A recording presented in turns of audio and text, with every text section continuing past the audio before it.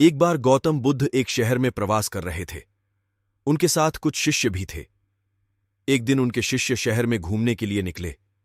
वे शहर में घूम ही रहे थे कि तभी शहर के कुछ लोगों ने उन्हें अपशब्द कहे।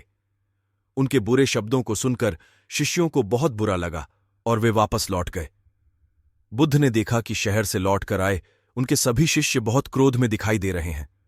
उन्होंने शिष्यों से पूछा, क्या बात है, आप इतने तनाव में क्यों हैं?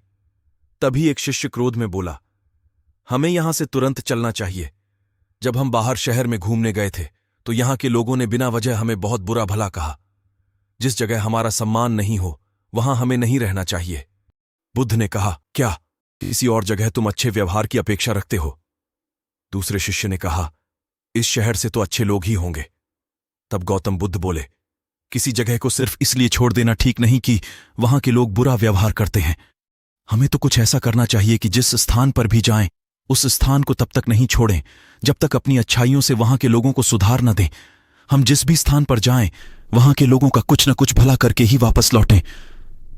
बुद्ध ने कहा, जिस प्रकार युद्ध में बढ़ता हुआ हाथी चारों तरफ के तीर सहते हुए भी आगे बढ़ता जाता है, ठीक उसी तरह उत्तम व्यक्ति भी दूसरों के अपशब्दों को सहते हुए अच्छे कार्य करता रहता है। खुद को वश में करने वाले प्राणी से उत्तम कोई और नहीं हो सकता।